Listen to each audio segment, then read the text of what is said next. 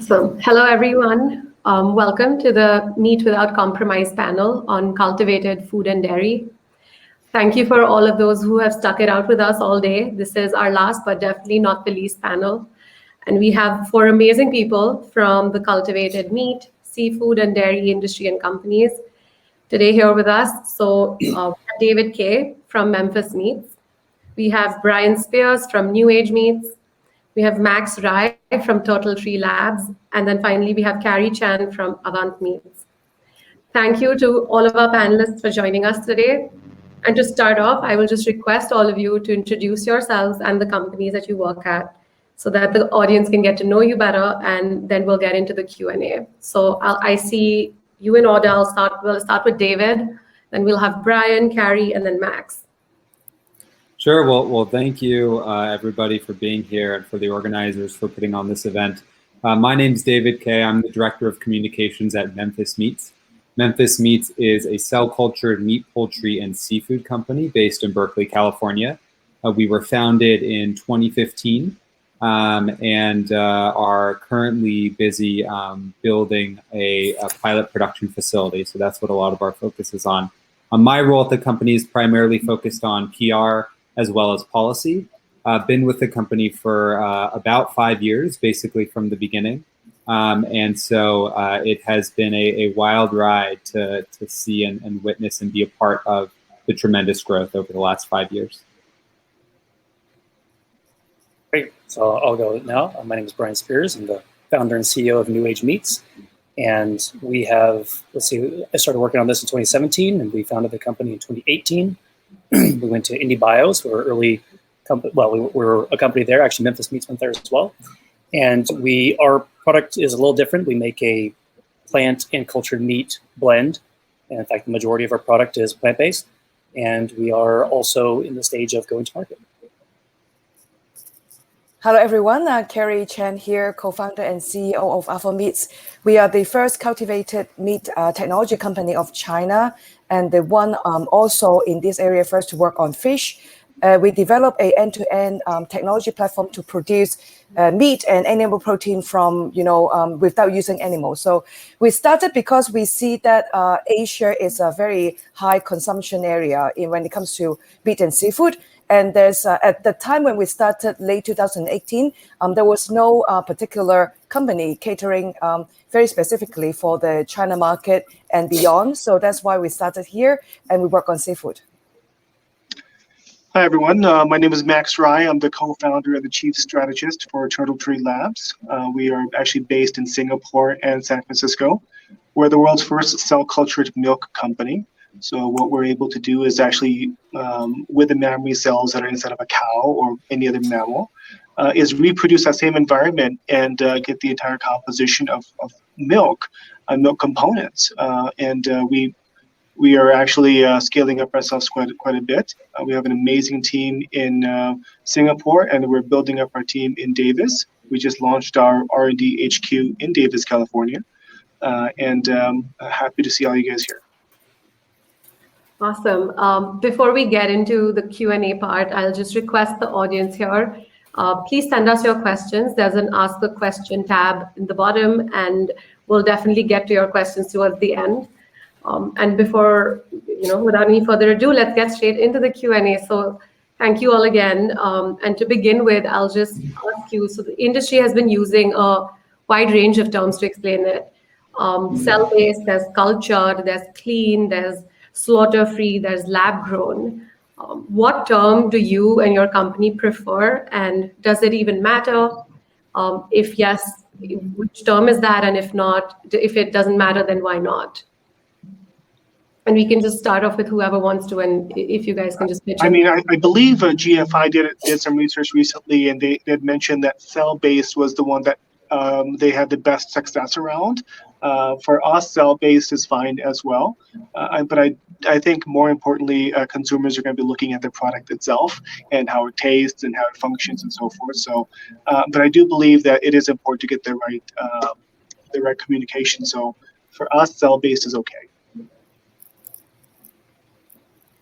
Yeah, I think on our end, there are a few criteria that we care about when we think about nomenclature. We want a term to be factual and descriptive. We want it to be non-disparaging both to our industry and to existing industries, incumbent existing methods of meat production. The term that we use the most is cell cultured, which checks all of those boxes. But for us, the biggest thing, again, is that we are thinking about this in a responsible way as a stakeholder in the food and agriculture space. I'll jump in as well. So sorry, Carrie. No, go ahead. Go ahead first. Thanks. Oh, no. Yeah, so go ahead. Yeah. Go ahead. Yes, go ahead. Oh, so sorry for this strangeness. Sorry, I'm just trying to throw in there is the translation into the Chinese language. And I think that either cultivated or culture is actually translated quite well. And that has been the version that we've been using. Sorry about that, Brian.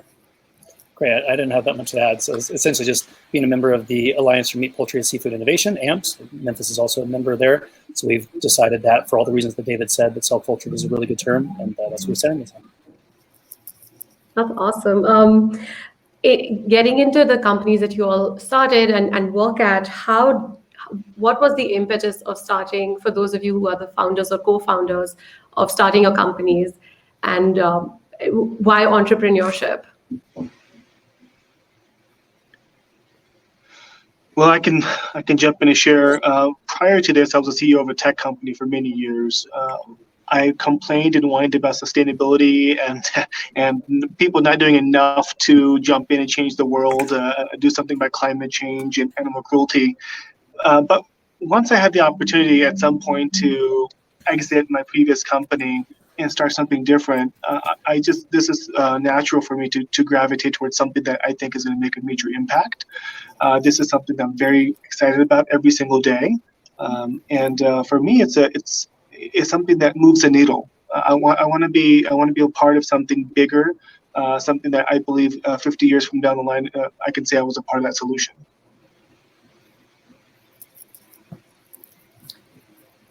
Maybe I'll go ahead.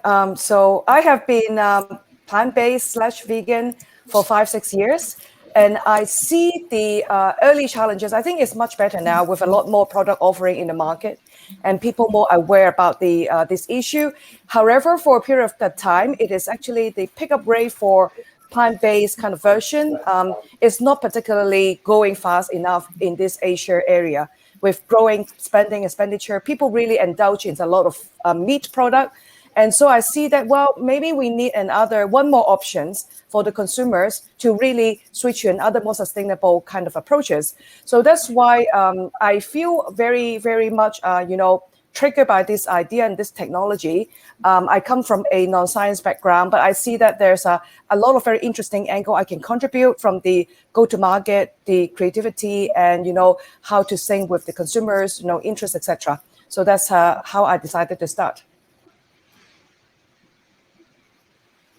I could jump in. Yeah, so I'm a chemical engineer by training, and then I was 12 years. I was in the research and industrial automation field.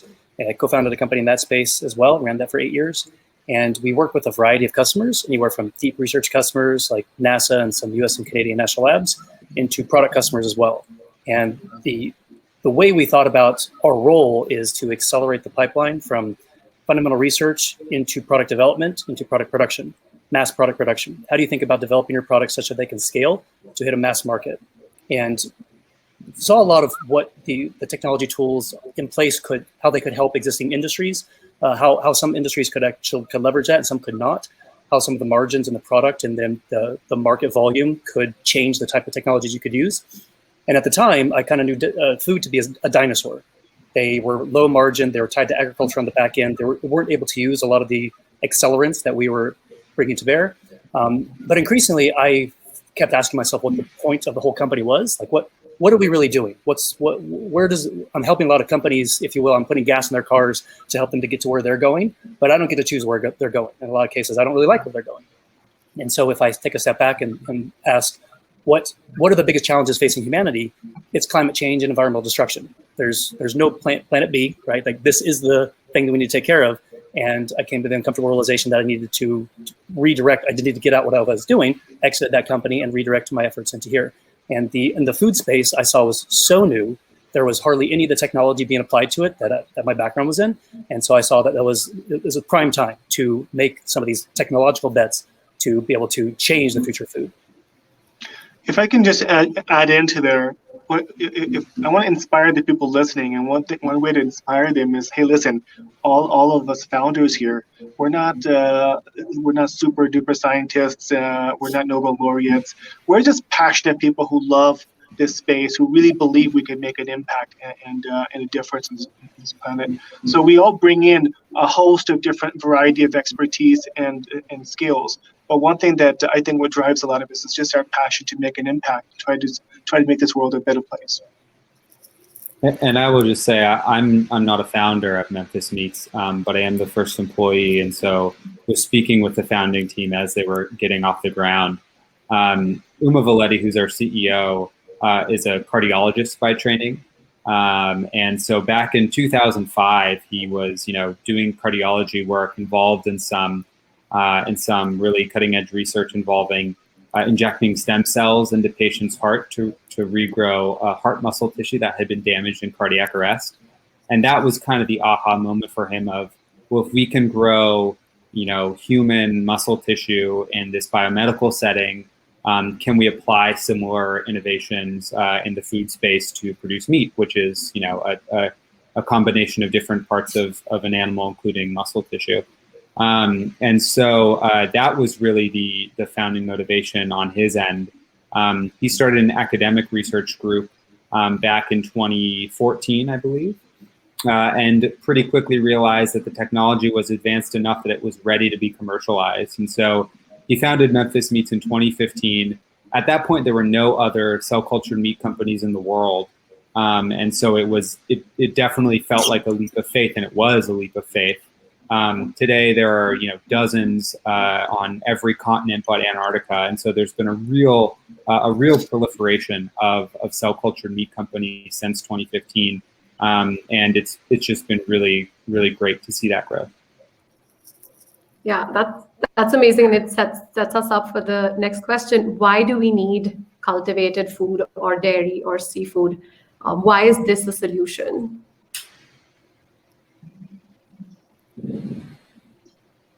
I'm happy to start. I think, we look at global projections for demand for food, and it is increasing at an astronomical rate. Demand for meat is expected to roughly double by 2050.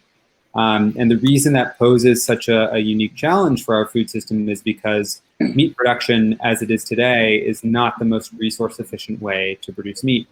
For instance, to get a calorie of beef via a cow requires about 34 input calories. Our goal at Memphis Meats is to do the same with just 3 input calories.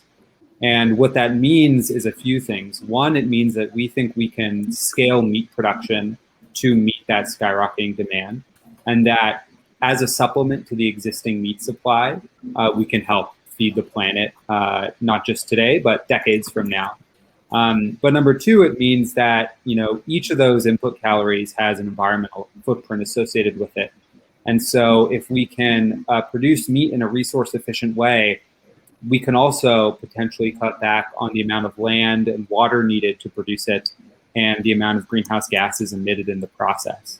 And so those are some of the founding motivations, in addition to, of course, providing meat for those who love it in a way that is, humane and sustainable, and that consumers can really get excited about. And if I can say in a very similar way, he's speaking more on the meat side, but on the dairy side, it's a very similar issue. Dairy is the biggest food market in the world. It's $720 billion as of now a year, and it's massive.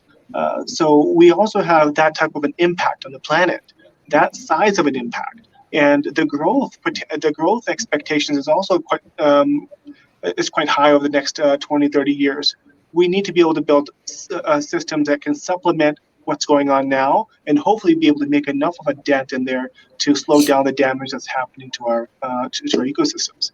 So that's one of the things. And of course, another very strong reason for cell cultured is you're able to get as close to what we currently get from the cow as possible, or from the mammal as possible. That's a big difference, because I think although the plant-based side has had massive success, we see massive demand from consumers for other products, which I believe will be cell cultured products. Yeah, so jumping in, just a lot of great things have been said already. I think the way we think about what we're serving is there are people that love meat, but they hate the way it's made. They're guilty meat eaters. And I talk to them all the time. There are people just kind of like, oh, you say that word, and they're like, that phrase, they're like, oh, well, that's me. Oh, I love meat, but like, thank you for doing what you're doing, because I hate the way it's made. And they hate the way it's made because they see the environmental impact, the animal welfare concerns, the human health concerns, and they're trying to reconcile how they see themselves as a good person and how they can support the system that does so much harm. So the psychological need to be consistent is very strong. And the thing is, you can deliver a product that delivers, or you can create a product which delivers what people want out of meat. What people want out of meat is the experience of eating meat, the texture, the aroma, the appearance, the mouthfeel. And so also, what does meat deliver to the identity? What does it mean to be a meat eater? So if you can deliver a product that delivers the identity and then the organoleptic properties, like the experience of eating meat, that's what people want. They don't like, they like meat despite the way it's made, not because of the way it's made. If you can make it better and deliver all the same deliverables, people will eat that. So when it comes to animal from the ocean, I think there are two aspects, a little bit like supplement to what other panelists has been mentioning. On top of that, ocean is a lot of resources in there, and we now know that the very close relationship of human well-being together with the ocean. And I think that because for fish and seafood, half of them are actually caught from the ocean, although half of them farm.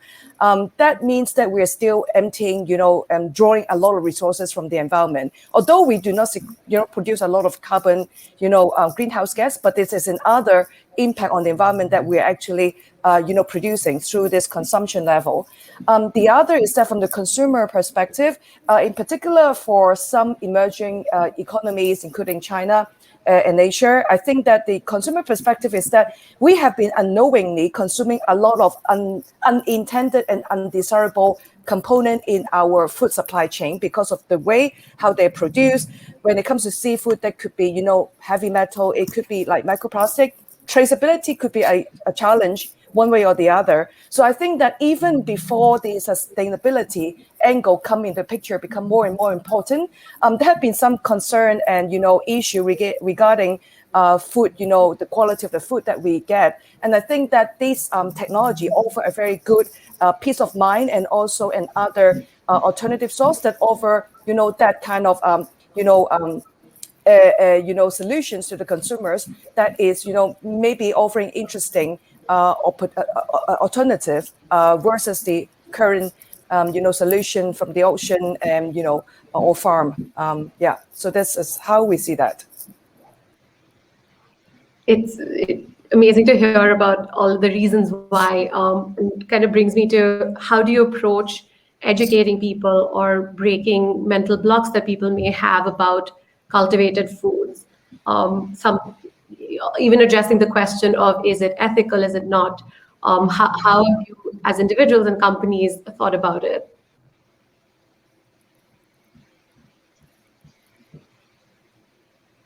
Well, I can go and jump in. Really, I think if you look at what's happening, the demand is not just going in one direction. We're not pushing this on other folks. It's also coming from the consumers. They're expecting industries to create solutions to these major issues around this planet. So what we've seen is, as you provide these type of solutions, and they do embrace it. They're looking at this as a good way to do their part. And that's one side. Education around this in some areas are still going to be required. We still need to be able to showcase the safety, efficacy around these type of products. But overall, I think the trend is showing that alternative proteins are growing rapidly, and a lot of this is actually consumer driven. Let me add to that, and I think that for the education, we receive quite a lot of questions about what you just said, the ethical thing, and whether it is a cloning of the animal. Is it still, killing sentient, animal beings? Is it like GM? Is it safe? And I think that definitely there's still quite a bit of education we want to do. And I think that the visualization and the image of the lab grown, at the beginning, we still see Petri dish. And I think that now we need to shift a little bit into the actual, I think that for like Memphis building a factory, we will soon realize, and people will soon realize, that will be very similar to how we're actually producing our food, one way or the other, be it yogurt, be it beer. The same factory or the same environment will be the same. Even, the logistic will be the same. Living organism, feed them with food, and then give them an environment that they like to grow. And then we will get the yogurt or the beer ultimately. I think that would help people to understand a little bit the process better. And I think it will be getting more and more like easier to explain as we see company who has moved ahead to producing those, building up those facilities with more like visual images coming out. So I think that, it takes a little bit of time on the GM matters as well. But I think that it is not necessary. For example, in our case, we do not need to do GM. I think that needs to be also part of the education as well. Yeah, and I totally agree with Carrie that education is really key. I think we're, and this is similar to what Max said, consumers more and more are wanting to know the story behind their food. So it's not just about if it tastes great and if it's affordable, although I think those continue to be the most important things, and those are kind of table stakes at this point. But they also want to understand the environmental footprint, the impact to animals, the impact to public health. There's a increasing amount of consumer research indicating that somewhere around 2/3 of American consumers would eat cell-cultured meat, and those in other regions of the world there have been increasing amounts of survey research as well that similarly finds large, usually double-digit numbers of the population are already excited and enthusiastic and hungry for cell-cultured meat. The other really robust finding across these research projects is that familiarity breeds enthusiasm. So I think as, again, to Carrie's point, as the education continues and more and more conversations are started and consumers start to understand the why, the what, the how, the who, then I think we'll be in a really good place as an industry. Yeah, just jumping on there. I think the question there is why cultured meat? Why not something like the plant-based meat? And I think they're great. I eat plant-based options. My fridge is full of them. I go out and eat them. I think they're great. But if you ask any meat eater that if you put down whatever patty of whatever plant-based option and the beef patty beside it and blindfold themselves, nobody's fooled. It's because they don't deliver the organoleptic property. And they're getting better, and they kind of asymptotically approach the experience of eating meat. But there is a problem with the plant toolkit in that it has a very hard time replicating some of the fundamental proteins, fats, carbs that are coming from meat, from the cells. And so if you can add the cells in there to deliver the organoleptic experience that the plant-based side is not delivering, then you make a product which does deliver, and actually you smell it and you eat it, and it, in our case, pork sausage is what we make. So when people try our product, they lean forward and they smell it, and they look up like, that's pork sausage, and they eat it like, that's pork sausage. It tastes nothing like any of the plant-based options. And that's because we can make a product which actually delivers the experience. That's amazing, and brings me to the next question. So besides the education hurdle, what is the biggest challenge you face as a company and an industry?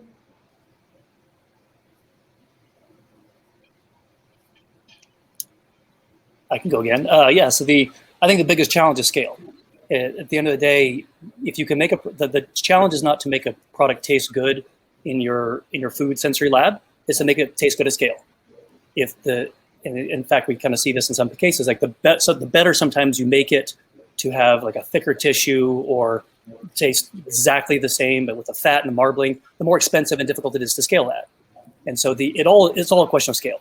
And the scale goes into the ingredients that go into it, like the cogs, your media ingredients, and also the other food ingredients, but also the bioprocess technology to be able to scale up into making it at the volume that people expect. if people want our products, we've talked about the demand side, it's really a supply side problem now. And that luckily there's an ecosystem that is growing. So we get calls almost daily from new companies developing growth factors in better ways, media technology, bioreactor, bioprocess technology, scaffolding.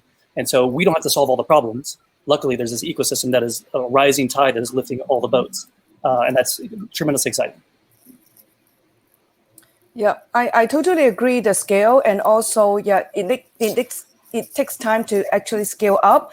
I think that if I'm going to gauge now, I think that there potentially be more demand than the supply to begin with.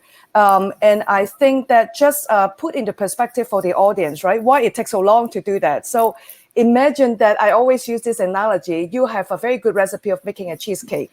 Now, at the beginning, you make 2 or 3 for your neighbors and your family. And then now all of a sudden you need to make, 1,000 of them or 5,000, every hour or something like that.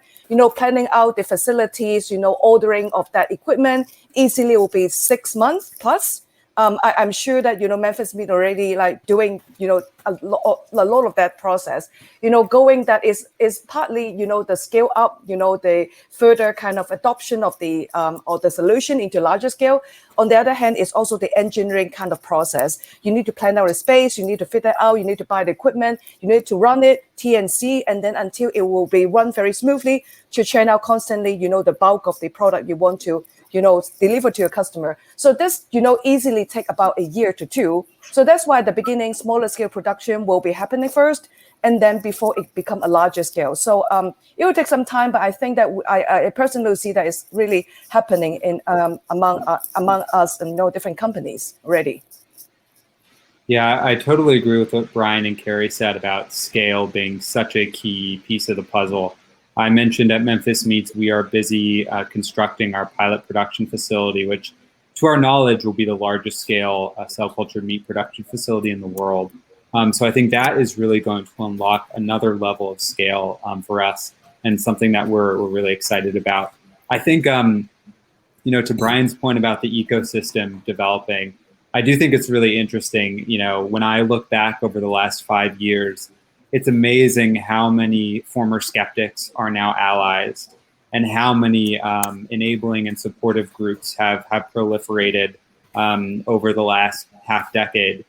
And I think it's a sign that the industry has been, accomplishing milestones, whether it's in terms of fundraising or product development or other major moments that initially, people were skeptical about.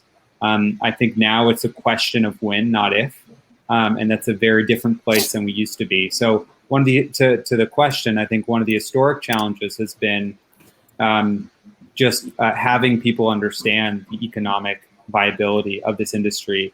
I think more and more that is no longer the case, but that wasn't true just a few years ago. These guys basically touched on everything. All I can add to that is even industry players several years ago thought this was just a moonshot. And now those industry players themselves are embracing this, and they're looking how they can participate in the funding side, how they can participate as a B2B partner.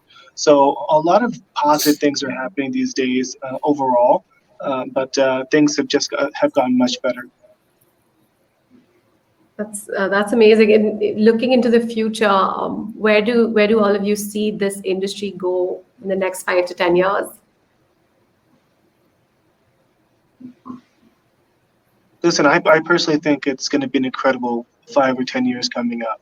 I think these solutions, as they're scaled, as Memphis launches their pilot and several other massive facilities upcoming, we're going to start seeing scale that's going to start feeding decent amount, percentage of folks, and it's going to become a good supplement to the existing industry, and over the years it will continue to grow in percentage-wise. And the same thing for ourselves. We hope that our solutions can play a major part in the dairy industry as well. There's a lot of amazing players. Even though there's a lot of major companies doing this now, a lot of companies doing this, period, the demand for food is still so much. I think there's enough for all of us. Yeah, I think the next 5 to 10 years, we are still very much in the novelty, right? We are very curious. We have, skepticism, and then just like what, other panelists mentioned, people are picking more interest on that. And then I think that once the product are like on the shelf in the restaurant, I think novelty will basically wears out. It will just become, in the background. People almost will be oblivious to that. And then what they will end up looking is, okay, in the product, I'll just look at the label. So how is it coming from? Is it, wild caught? Is it like farm? Is it like from whatever source? And I think that people just, pick them based on the flavor, taste, and whatever they like in terms of the product on offers. I think that will be the case, very, very soon in definitely in the next 5 to 10 years. Yeah, I'll echo. Go for it, Brian. Sorry. Okay, good, sure. I'll be short and sweet. So in the next 5 to 10 years, really, we can make better meat than anything that comes from a carcass. And that's better in taste, better in health, better in safety, also less expensive and more available to the venues where we eat the meat that we know and love. And I'll just say, and this echoes some of what has already been said, choice is the word that comes to mind when I think of the overall landscape in 5 to 10 years. I think consumers will have a ton of options of products that are the same, but are produced in a new way. And the consumers will really get to choose, which products align with their values. That's amazing. Yes. And Max, you touched on this earlier about fundraising and investor relations. And curious to learn from you all, how have you navigated finding the right partner, and what does that mean for your companies? We've been very fortunate. We have some incredible investors. We share some of these investors. KBW is one of them, as well as CPT Capital. A lot of amazing investors are in this space already. I think we are very fortunate to be surrounded by them. I just want to say that there's more and more coming online. Many of these funds are starting to realize that long term, this is not just an impact fund or doing something for the planet. There is massive potential for massive returns for those folks as well. And they're realizing that. So for us, we've been fortunate to have these folks, but as we choose our investors, I think there's a lot of synergy between how they support us, not just financially, but also in the industry partners as well. For us, it's been a pretty wonderful journey so far.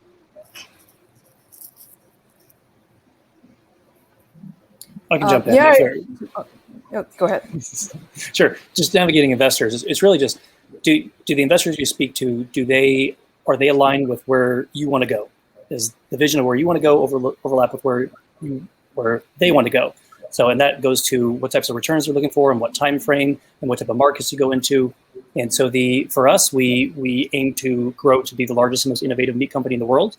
And so we talk to investors who want to support us in doing that. And if they're looking for a parts company or short-term exit, then they're not a right partner. And we have a lot more institutional capital in the company.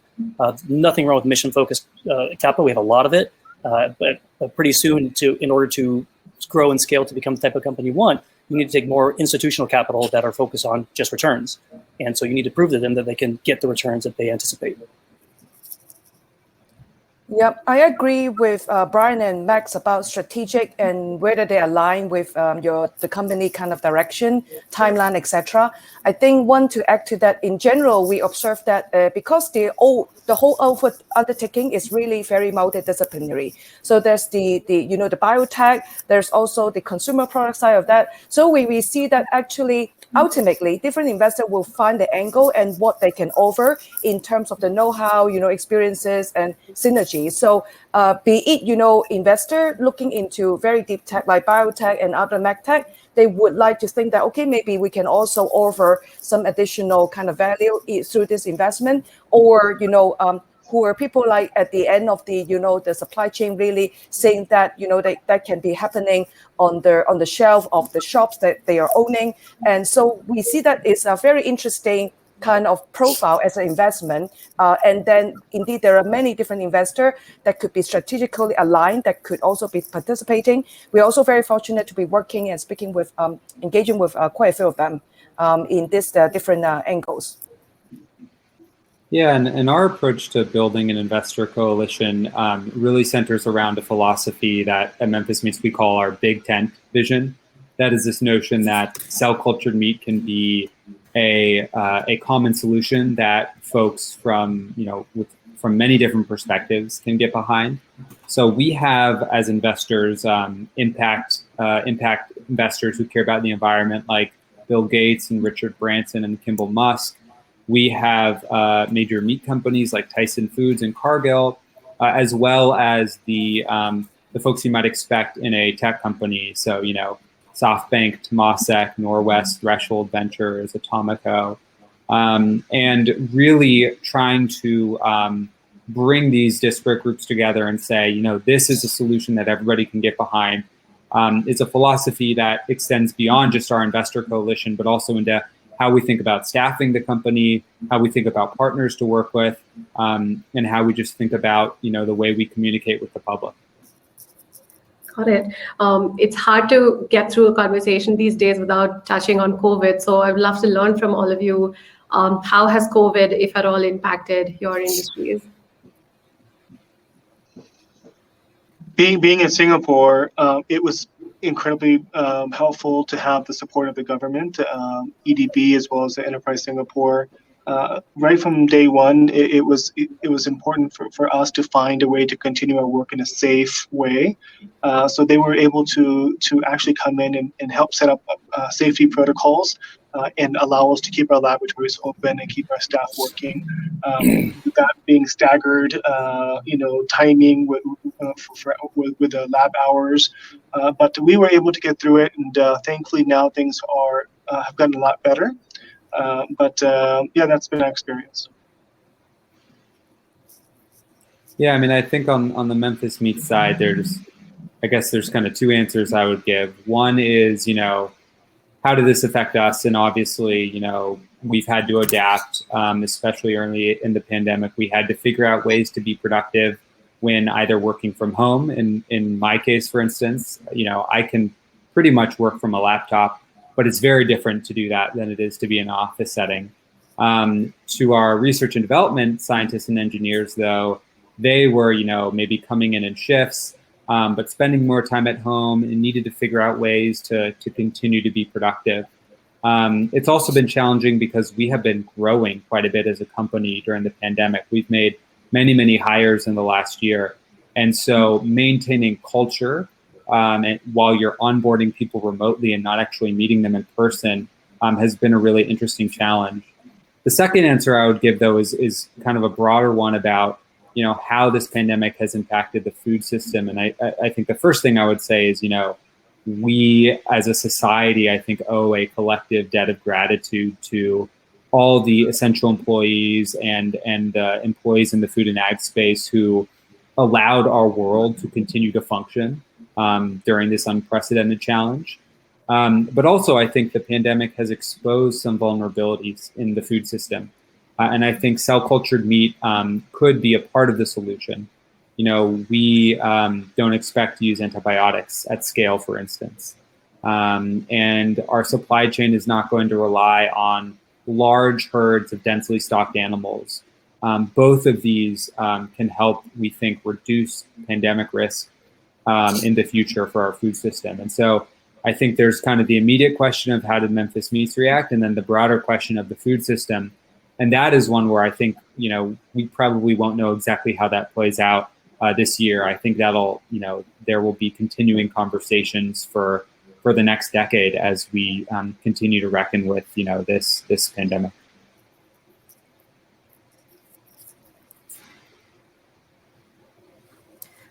Maybe I chime in. I agree with what Max and David has mentioned. And on top of that, I think on the a little bit, a bit more positive side, indeed, people are more aware about, the challenge. And then I think that people go from in the past, like 4 or 5 years, this is something like sci-fi and, seems to be, and then going to something like good to have. And now COVID, David mentioned exposed to vulnerability. People realize that, okay, it is something that, okay, we need to have something now as a another plan, backup plan whatsoever, because now anything hit the planet Earth again, we might be in a very challenging position. And now it become more and more essential kind of consideration. That's why we also see a lot of pickup in terms of interest, food services and other food product supply, as well as consumers and investors. I think that on the flip side of that actually helped to promote the momentum of this cell culture meat space quite a bit. Of course, we don't want COVID to happen, but then this is such a thing that happened in the face of people that people cannot really ignore, and being oblivious about how our food is actually coming from. People now being more aware of that. Yeah. Yeah, just jumping on to the question. It was hard. It was very hard. I'm not going to pull any punches there. It was awful for the team. I mean, we're a physical sciences company. We do work in the lab. We have not just in with the bioreactors and the cells, but also on the food side. And you eat it. You can't eat it virtually. So all of the food, all of the construction of the product happens real and physically. And the fact that we had to shut down for quite a bit of time was very difficult. But the nice thing that we told the team at the time is it's not very often in the startup's trajectory that you actually get to push pause and assess everything and say, like, okay, we have 20 pans on the fryer right now. They're all running. And then we have to stop them all, and we can ask, like, okay, are these all the right things we should be doing? And frankly, some of them we said, maybe not anymore. We can reprioritize. And we came out of COVID having reprioritized quite a few things in the company that made us grow even faster. So we've about quintupled in size since the time of COVID and when it started, and we're moving faster than ever. It's amazing. I wish you all more growth in the future as well. We have two questions from the audience real quick. One is for you, Max. Elizabeth asks, I'm curious what Turtletree's plans are for growth. Are there synergies between your cultivated meat technology and growing meat? That is an interesting question. Thank you for asking. So yes, a lot of the same products that we use when it comes to growth factors and cultured media for the cell cultured milk. Turns out it's very similar to some of the growth factors that are required for cell-based meat. So we launched Turtletree Scientific earlier this year, and we are also working on growth factors. We acquired a technology called Dyadic, which is a fungi strain that allows us to produce some of the stuff at a very high scale and a very low cost. So we think that these type of technologies are going to play a major role, not just in our own company, but also externally with our partners. So that's one side of it. And when it comes to growth, we just launched our R&D HQ in Davis. UC Davis is a powerhouse of a player when it comes to milk and work around milk. So we're very fortunate to have a lot of that support around us. And we are actually starting to hire quite a bit here locally. So if we do see any talent out there, please reach out. Amazing. And a second question is from Randy. He asks, what is the largest barrier to improving the unit economics of your products? Is a cost-effective fetal bovine serum replacement still the main issue? That is a major issue for a lot of companies, and that's what we're all trying to tackle. So as somebody mentioned earlier, there's a lot of companies that are popping up, working on growth factors and working on cultured media to try and help us tackle that. I think many of them will all be successful because I think that we need a lot of this stuff when it comes to food. And some of them may work better for some applications than others. So absolutely, it's still a major issue that everyone is looking to tackle. Some folks are a little further ahead than others, but overall, I do believe that we'll get there, whether it be in the next year or so. I do believe that we'll get to that point. And I'll add, just taking a step back, for those who don't know, culture media, we call it cell feed at Memphis Meats, but media is the nutrients that the cells are being fed when they're growing. So you can think of it as kind of analogous to animal feed. And FBS, which was mentioned, is an animal-derived component that traditionally in the biomedical space has been used in the cell feed.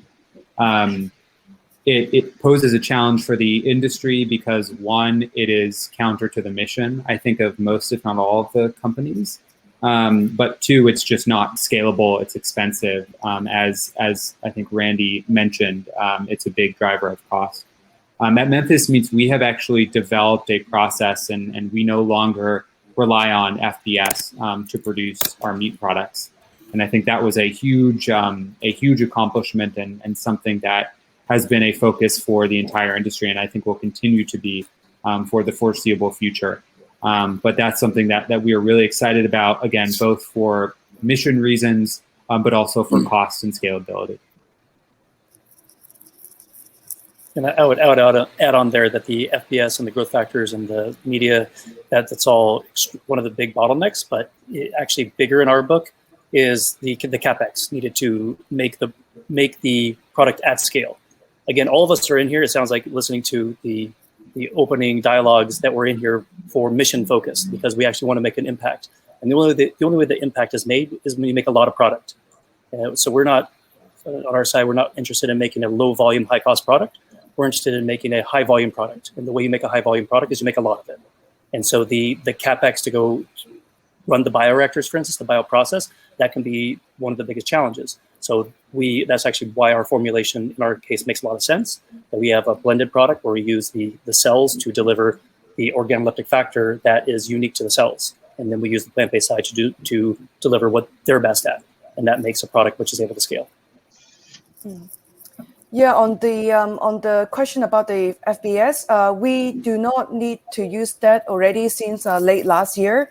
And then, of course, I think that it turned out that, it reduced the cost very big percentage already, 80-90%, but it is still not low enough to be at price parity with some of the other conventional meat product.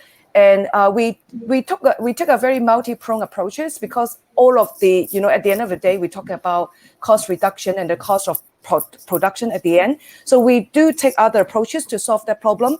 It will become like the final few 100 miles kind of scenario. You do the major chunk of the cost reduction by replacing FBS with something else, but then there's still quite a bit of miles between your location now and the destination, and we try to approach that with other approaches to reduce the cost. And so this is what we do, and I see that ultimately, together with improvement in the bioprocesses and economy of scale, etc., it will all lead to a much better cost of production that will be closer. But I have to also have the caveat that it will still be pretty much on the organic and premium end of the conventional product out there, which of course it will align with the USP that this product offer in front of the consumers. Yeah.